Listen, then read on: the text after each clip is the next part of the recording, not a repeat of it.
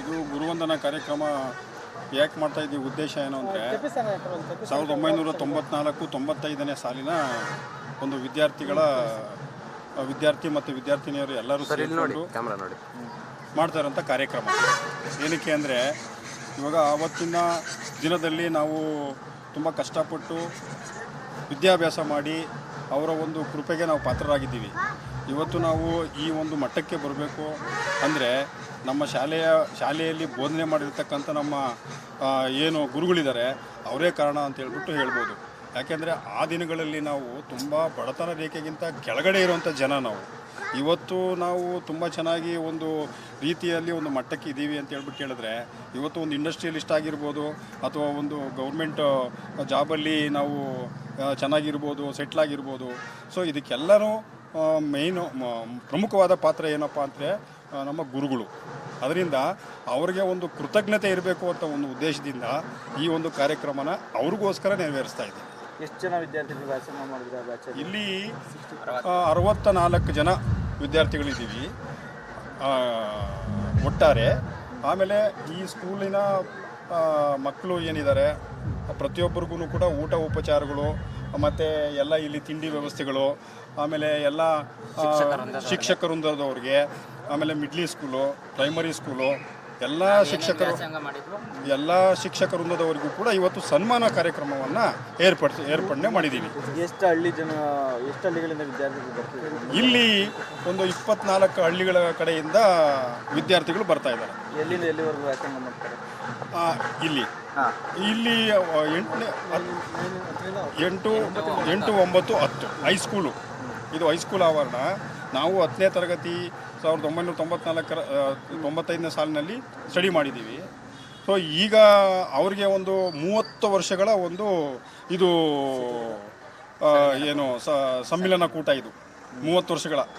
ಅದರಿಂದ 30 ವರ್ಷ ಆದಮೇಲೆ ನಾವು ಯಾಕೆ ಮಾಡ್ತಾ ಇದ್ದೀವಿ ಅಂದರೆ ಅವ್ರಿಗೆ ನಾವು ಒಂದು ಎಷ್ಟು ಕೃತಜ್ಞತೆ ಹೇಳಿದ್ರು ಸಾಲದು ಅವ್ರಿಗೆ, ನಾವು ಗುರುಗಳಿಗೆ. ಅದರಿಂದ ಒಂದು ಈ ಸಂತೋಷ ಕೂಟವನ್ನು ನಾವು ಇವತ್ತು ಹಮ್ಮಿಕೊಂಡಿರೋ ಉದ್ದೇಶನೇ ಅವ್ರಿಗೋಸ್ಕರ. ನಿಮ್ಮ ಹೆಸರು? ನಮ್ಮ ಹೆಸರು ನರಸಪ್ಪ ಅಂತೇಳ್ಬಿಟ್ಟು. ನಾವು 1992, 93, 94ರಲ್ಲಿ ನಾವು ಇಲ್ಲಿ ವ್ಯಾಸಂಗ ಮಾಡ್ತಾ ಇದ್ದಾಗ ನಾವೆಲ್ಲ ತುಂಬ ಕೂಲಿನಲ್ಲಿ ಮಾಡಿ ನಾವೆಲ್ಲ ಓದ್ತಾ ಇದ್ವಿ. ಇವತ್ತು ನಾವು ಕೂಡ ಒಂದು 500-600 ಜನಕ್ಕೆ ಕೆಲಸ ಕೊಡುವಂಥ ನಾವು ಒಂದು ಮಟ್ಟಕ್ಕೆ ಬಂದಿದ್ದೀವಿ. ಒಂದು ಫ್ಯಾಕ್ಟ್ರಿ ಓಪನ್ ಮಾಡಿದ್ದೀವಿ ದೊಡ್ಡಬಳ್ಳಾಪುರ ಮತ್ತು ದಾಬಸ್ಪೇಟೆಯಲ್ಲಿ. ಅಂದರೆ ನಮ್ಮ ಶಾಲೆಯಲ್ಲಿ ಗುರುಗಳು ಬೋಧನೆ ಮಾಡಿರುವಂಥ ಒಂದು ನಮಗೆ ಒಂದು ಸಂದೇಶನೇ ಕಾರಣ ಅಂತ ಹೇಳ್ಬಿಟ್ಟು ಇವತ್ತು ಹೇಳ್ಬೋದು ನಾವು. ಯಾವ ರೀತಿ ಇದೆ ಅಂತಂದರೆ ಅದು ಹೇಳಲಿಕ್ಕೆ ನೋಡಿದ್ರೆ ಗೊತ್ತಾಗ್ತಿದೆ. ತುಂಬ ಎಕ್ಸೈಟ್ಮೆಂಟ್ ಇದೆ. ಆ್ಯಕ್ಚುಲಿ ಏನೇನೋ ಪ್ರೋಗ್ರಾಮ್ ಮಾಡ್ತಾರೆ ಎಲ್ಲ ಕಡೆ. ಗುರುವಂದನ ಒಂಥರ ಅದು ಮಾಡೋದೇನೋ ಒಂಥರ ಆದರ್ಶವಾಗಿ. ಹಾಗಾಗಿ ನಮಗಂತೂ ಇನ್ನೂ ಲೈಫಲ್ಲಿ ಯಾವತ್ತೂ ಸಿಗದಿರೋ ಅಷ್ಟು ಆನಂದ ಸಿಗ್ತಿದೆ. ಅಷ್ಟೇ ಎಕ್ಸೈಟ್ಮೆಂಟ್ ಆಗಿದ್ದೀವಿ. ಹಾಗಾಗಿ ಒಳ್ಳೆ ಕಾರ್ಯಕ್ರಮ ಅಂತ ಅನಿಸ್ತಿದೆ. ಬೆಳ್ಳಿರಥದ ಮೇಲೆ ನಮ್ಮ ಗುರುಗಳನ್ನು ಈಗ ಸಾಮಾನ್ಯ ಹೇಳ್ತಾರೆ. ಏನಂತ ಹೇಳ್ತಾರೆ ಅಂತಂದರೆ ಟೀಚರ್ ವೃತ್ತಿ ಯಾವ ಮಹಾವೃತ್ತಿ, ಇದು ಒಂಥರ ಕನಿಷ್ಠ ವೃತ್ತಿ ಅಂತ ಹೇಳ್ತಾರೆ. ಬಟ್ ಟೀಚರ್ ಮಾಡೋಷ್ಟು ಸನ್ಮಾನ ಯಾವ ಡಿಪಾರ್ಟ್ಮೆಂಟ್ಗೂ ಮಾಡಲ್ಲ. ಇದನ್ನು ಹೆಮ್ಮೆಯಿಂದ ಹೇಳ್ಬೋದು. ಈಗ ರಿಟೈರ್ಡ್ ಆಗಿ ಇನ್ನೇನು ತುಂಬ ವಯಸ್ಸಾಗಿರೋ ತುಂಬ ಜನ ಇದ್ದಾರೆ ಟೀಚರ್ಸು. ಈ ಥರ ಮೆರವಣಿಗೆ ಮಾಡಿದ ತಕ್ಷಣ ಅವ್ರು ತುಂಬಾ ಖುಷಿ ಆಗ್ತಿದೆ.